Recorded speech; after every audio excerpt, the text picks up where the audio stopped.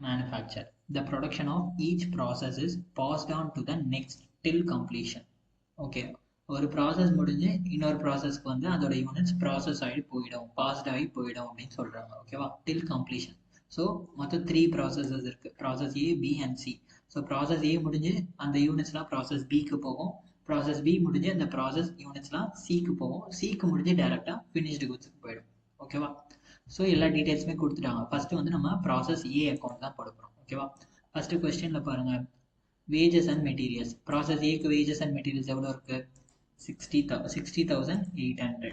So அதை போட்டாச்சு. அடுத்தது to work on cost. Work on cost எவ்வளோ? 11,200. ஸோ ஒர்க் ஆன் காஸ்ட் போட்டாச்சு.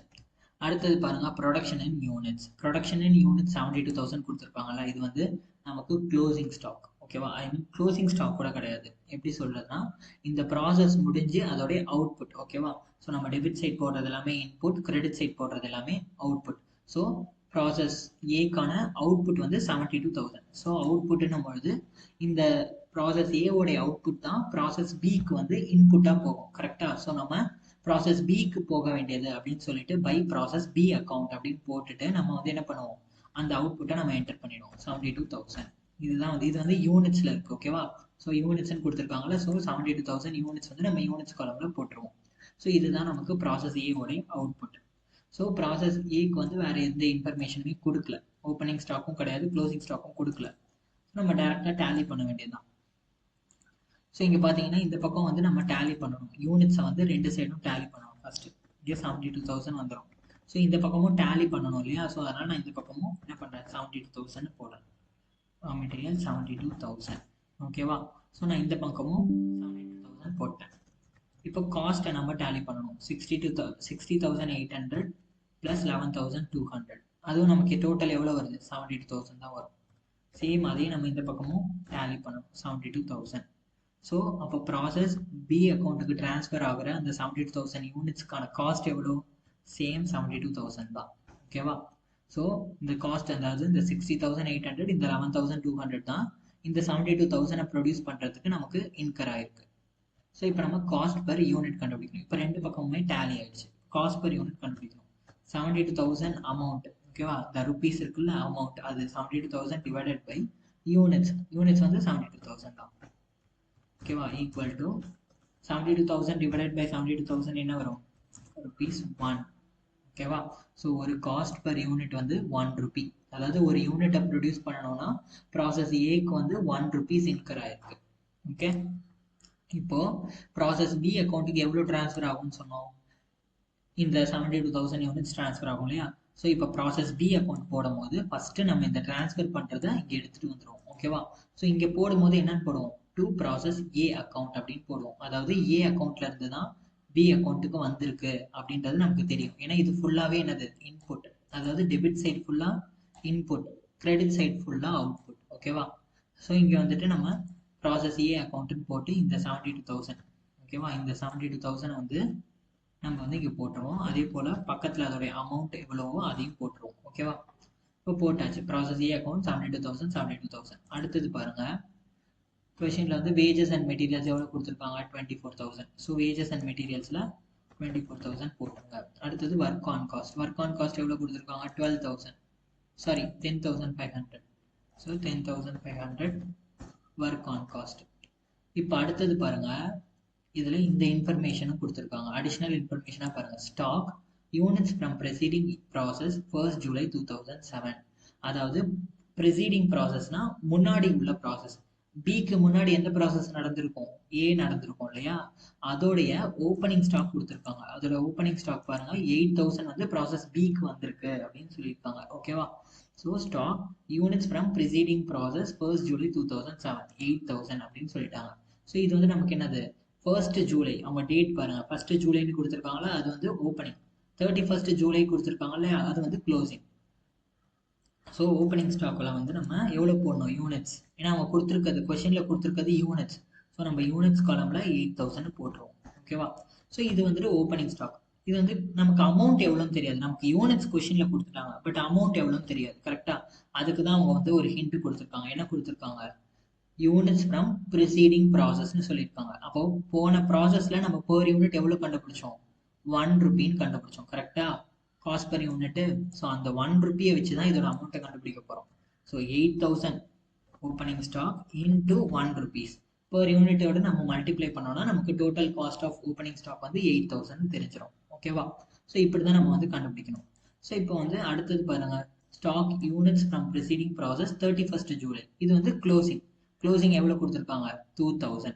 ஸோ ப்ராசஸ் பி அக்கௌண்ட்ல 2 க்ளோசிங் ஸ்டாக்னு போட்டு எவ்வளோ போடுவோம் நம்ம? 2000. ஸோ காஸ்ட் பெர் யூனிட் எவ்வளோ? 2000 இன்டூ 1. ஏன்னா அது ப்ரிசீடிங் இயர்ன்றனால ப்ரிசீடிங் ப்ராசஸ்ன்றனால போன ப்ராசஸ்ல எவ்வளோ காஸ்ட் பெர் யூனிட்டோ அதோட நம்ம மல்டிப்ளை பண்ணணும். ஓகேவா? 2000 மல்டிப்ளை பண்ணியாச்சு. ஓகே. ஸோ அடுத்தது பார்த்தீங்கன்னா இப்போ நம்ம டோட்டல் பண்ணணும். அதாவது டெபிட் சைடை டோட்டல் பண்ணணும். 72,000 ப்ளஸ் 8,000 80,000 வருதா? அதே போல் இங்கேயும் நம்ம டோட்டல் பண்ணணும். அமௌண்ட்டை டோட்டல் பண்ணால் எவ்வளோ வருது நமக்கு? 1,14,500 வருது. ஸோ யூனிட்ஸ் வந்து 80,000, அமௌண்ட் வந்து 1,14,500. இப்போ ரெண்டு பக்கமும் நம்ம டேலி பண்ணிட்டோம். ஸோ இப்போ டூ ப்ராசஸ் சி அக்கௌண்ட்டுக்கு நம்ம கொடுத்துருக்காங்க பாருங்க, ப்ரொடக்ஷன் இன் யூனிட்ஸ். அதாவது ப்ராசஸ் பி அக்கௌண்ட்ல எவ்வளோ அவுட்புட் வெளியில வந்திருக்கு? 75,000 தான் மேனுஃபேக்சர் ஆகி வெளியில வந்திருக்கு. ஓகேவா? நம்ம இன்புட்டா எவ்வளோ போட்டோம்? 72,000 போட்டோம். அப்புறம் ஒரு ஓப்பனிங் ஸ்டாக் ஒரு 8,000 போட்டோம். அதுக்கு அவுட்புட் எவ்வளோ வெளியில வந்திருக்குன்னு பாருங்க, 75,000 அவுட்புட் வந்திருக்கு. ஸோ டூ ப்ராசஸ், இந்த அவுட்புட் தான் எங்க போகும்?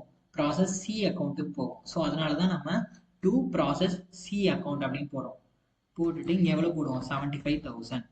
ஓகேவா? இப்போ நம்ம இதுக்கு அமௌண்ட் கண்டுபிடிக்கணும். அமௌண்ட் எப்படி கண்டுபிடிப்போம்? இந்த 1,14,000ல 2,000 வந்து க்ளோசிங் ஸ்டாக்குக்கு போயிடுச்சு.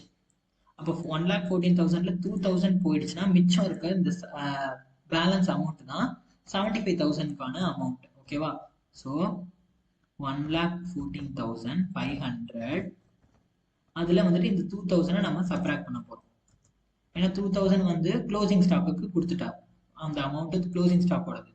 பேலன்ஸ் இருக்க அமௌண்ட் தான் இந்த 75,000க்கானது, 1,12,500. ஓகேவா? So to process C account 75,000, amount வந்து 1,12,500. இப்போ வந்து நமக்கு எல்லாமே மேட்ச் ஆயிடுச்சான்னு பாருங்க. இங்கே வந்து இந்த சைடு கரெக்டாக மேட்ச் ஆயிடுச்சு, இந்த சைடில் அமௌண்ட் வந்து கரெக்டாக மேட்ச் ஆயிடுச்சு. யூனிட்ஸில் பாருங்க, யூனிட்ஸ் வந்து 80,000 டோட்டல். நம்ம கொடுத்துருக்க இன்புட் வந்து 80,000, பட் அவுட்புட் எவ்வளோ வந்திருக்குன்னு பாருங்க. ப்ராசஸ் சி அக்கௌண்ட்டுக்கு 75,000 போகுது, க்ளோசிங் ஸ்டாக்ல 2,000 இருக்கு. ரெண்டுத்தையும் ஆட் பண்ணால் 77,000 தான் வருது. அப்போ பேலன்ஸ் இருக்கு அந்த 3,000 எங்க? 77,000 தான் இங்கே அவுட்புட்டாக வந்திருக்கு. ஆனால் நம்ம இன்புட் கொடுத்தது 80,000 கொடுத்துருக்கோம். அப்போ அந்த பேலன்ஸ் 3,000 நமக்கு என்ன ஆயிடுச்சு? வேஸ்டேஜ் ஆயிடுச்சு. ப்ராசஸ் பி அக்கௌண்ட்ல நமக்கு என்ன ஆயிடுச்சு? வேஸ்டேஜ் ஆயிடுச்சு. ஓகேவா? அடுத்தது இப்போ ப்ராசஸ் பி அக்கௌண்ட் முடிஞ்சிருச்சு. ப்ராசஸ் பியில் எவ்வளோ வேஸ்டேஜ் நம்ம கண்டுபிடிச்சோம்? 3,000. இதுக்கு அமௌண்ட் வருமா? வராது. கண்டிப்பாக அமௌண்ட் போடக்கூடாது. ஓகேவா? ஏன் நம்ம வந்து ப்ராசஸ் வேஸ்டேஜுக்கு வந்து ஏன் நம்ம அமௌண்ட் போட மாட்டோம்னா, நம்ம எப்போ வந்துட்டு காஸ்ட் வந்து நம்ம அமௌண்ட் கண்டுபிடிப்போம், காஸ்ட் பர் யூனிட் அமௌண்ட்டு இல்லை டோட்டல் காஸ்ட் எப்போ கண்டுபிடிப்போம்னா அவுட்புட்டுக்கு தான் நம்ம கண்டுபிடிப்போம். எப்பயுமே வேஸ்ட்டாக போன மெட்டீரியலுக்கு நம்ம காஸ்ட் வந்து கண்டுபிடிக்க மாட்டோம். ஸோ அதனால எப்பயுமே வேஸ்டேஜ் அப்படின்னு வந்தாலே அதுக்கு நம்ம அமௌண்ட் கண்டுபிடிக்க கூடாது. ஓகேவா? அடுத்தது பாருங்க, ப்ராசஸ் சி அக்கௌண்ட். இப்போ ப்ராசஸ் பி அக்கௌண்ட்ல இருந்து எவ்வளோ இங்கே சி அக்கௌண்ட்டுக்கு வருது? 75,000, 12,500 தான் பி அக்கௌண்ட்டுக்கு வருது. ப்ராசஸ் சி அக்கௌண்ட்டுக்கு வருது. ஸோ ப்ராசஸ் இங்கே வந்து என்னன்னு போடுவோம்? To process B account. இங்கே வந்து இந்த அக்கௌண்ட்டோட பேரை மென்ஷன் பண்ணுவோம். ஏன்னா இந்த அக்கௌண்ட்ல இருந்து தான் சிக்கு வந்திருக்கு அப்படின்னு சொல்லிட்டு நமக்கு தெரியணுன்றதுக்காக பி அக்கௌண்ட்டோட பேரை இங்கே உள்ள மென்ஷன் பண்ணியிருப்போம், டூ ப்ராசஸ் பி அக்கௌண்ட்னு. ஸோ அங்கேருந்து எவ்வளோ வருது நமக்கு? 75,000. அதோடைய காஸ்ட் எவ்வளோ நமக்கு? 1,12,500. ஓகேவா? அடுத்தது கொஸ்டின் பாருங்க, சி அக்கௌண்ட்டுக்கு வேஜஸ் அண்ட் மெட்டீரியல்ஸ் 58,500. ஸோ அதை நம்ம போட்டுக்கணும், 58,500. 58,500. அடுத்தது ஒர்க் ஆன் காஸ்ட் எவ்வளோ நமக்கு? 12,000 சி அக்கௌண்ட்டுக்கு. 12,000 அது போட்டாச்சு. அடுத்தது ஓப்பனிங் ஸ்டாக் கொடுத்துருக்காங்களா பாருங்க. எஸ், ஓப்பனிங் ஸ்டாக் கொடுத்துருக்காங்க. 33,000 வந்து ஓப்பனிங் ஸ்டாக்காக இருக்குது. கரெக்டாக? ஸோ இந்த ஓப்பனிங் ஸ்டாக் வந்து 33,000. இது வந்து யூனிட்ஸில் கொடுத்துருக்காங்க. ஸோ நம்ம யூனிட்ஸ் காலமில் 33,000 போட்டாச்சு.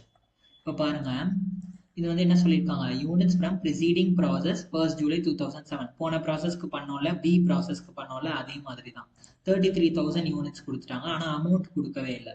ஸோ அமௌண்ட் நம்ம கண்டுபிடிக்கணும். எப்படி கண்டுபிடிப்போம்?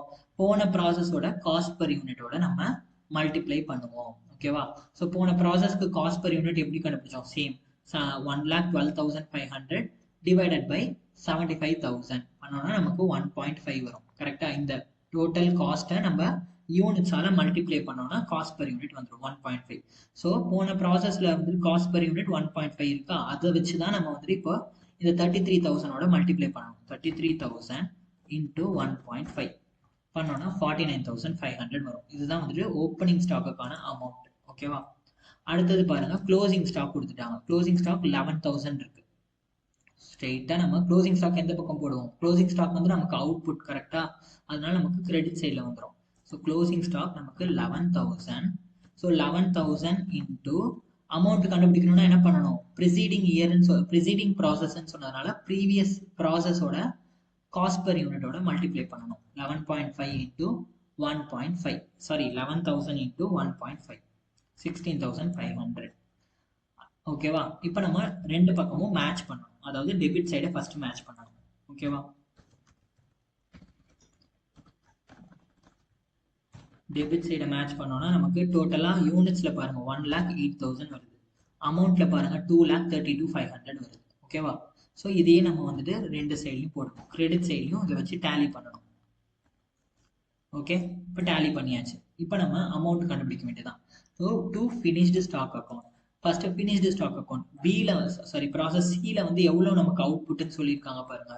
ப்ராசஸ் சியில் பாருங்க 96,000 தான் நமக்கு அவுட்புட்டாக வந்திருக்கு. ப்ராசஸ் சியில் வந்து ஃபுல்லாக மேனுஃபேக்சர் ஆகி வெளியில் வந்திருக்கு. அவுட்புட் எவ்வளோ? 96,000.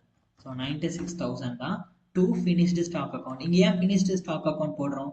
ஏன்னா இதுக்கப்புறம் எந்த ப்ராசஸுமே கிடையாது. கரெக்டாக? ப்ராசஸ் சியோட லாஸ்ட், அவ்வளோதான். அதனால நம்ம வந்துட்டு இது வந்து ஃபினிஷ்டு ஸ்டாக்காக கன்வெர்ட் ஆக்கிடுவோம். ஓகேவா? ஸோ ஃபினிஷ்டு ஸ்டாக் அக்கௌண்ட்டை வந்து ஒன் செகண்ட், ஃபினிஷ்டு ஸ்டாக் அக்கௌண்ட்டை வந்து 96,000 போட்டாச்சு. இப்போ இதுக்கான அமௌண்ட் கண்டுபிடிக்கணும். ஓகேவா? ஸோ டோட்டல் அமௌண்ட் இப்போ எவ்வளோ பாருங்க, 2,32,500. 2,32,500. அதில் வந்து நம்ம ஃபினிஷ்டு ஸ்டாக்குக்கு, சாரி க்ளோசிங் ஸ்டாக்குக்கு ஆல்ரெடி எவ்வளோ கொடுத்துட்டோம்? 16,500 அமௌண்ட் ஆல்ரெடி அதில் போட்டாச்சு. அது நமக்கு தேவையில்லை. அதை நம்ம சப்ராக்ட் பண்ணிடுவோம். ஏன்னா அது வந்துட்டு க்ளோசிங் ஸ்டாக்கோட அமௌண்ட். இங்கே கீழே இருக்கிற அமௌண்ட் வந்து டோட்டல் 2,32,500ன்றது டோட்டல் இது.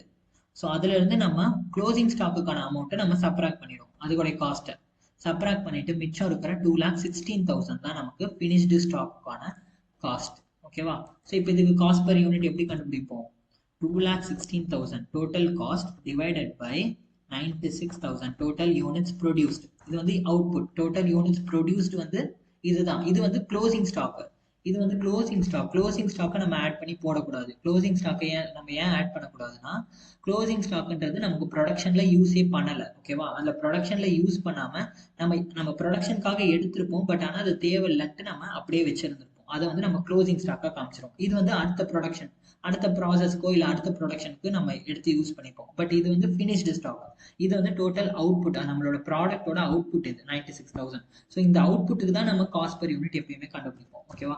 ஸோ 2,16,000 டிவைடட் பை 96,000 பண்ணால் எவ்வளோ வருது? 2.25 வரும். ஓகேவா?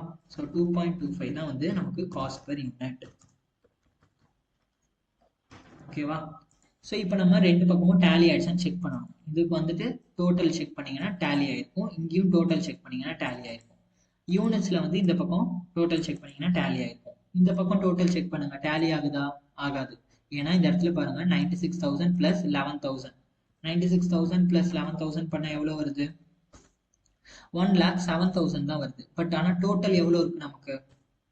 1,08,000 இருக்கு. அப்போ அந்த 1000, அதாவது இதில் அவுட்புட் நமக்கு வந்து க்ளோசிங் ஸ்டாக் 11,000 இருக்கு, அவுட்புட் 96,000 இருக்கு. பட் ஆனால் டோட்டல் பார்த்தீங்கன்னா 1,07,000 தான் வருது. ஆனால் நம்ம இன்புட் கொடுத்துருக்கிற இன்புட் எவ்வளோ? 1,08,000 கொடுத்துருக்கோம்.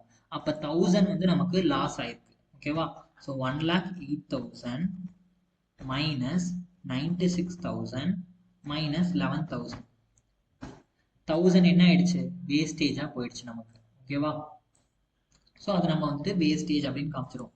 வேஸ்டேஜுக்கு நம்ம அமௌண்ட் போட மாட்டோம், பிளாங்காக விட்டுருவோம் அந்த இடத்த. ஓகே, ஸோ அவ்வளோதான் இந்த சம். இதில் ஏதாவது டவுட் இருந்ததுன்னா நீங்கள் கமெண்ட் செக்ஷனில் கேளுங்க, நான் ரிப்ளை பண்ணுறேன். ஓகே, பாய்.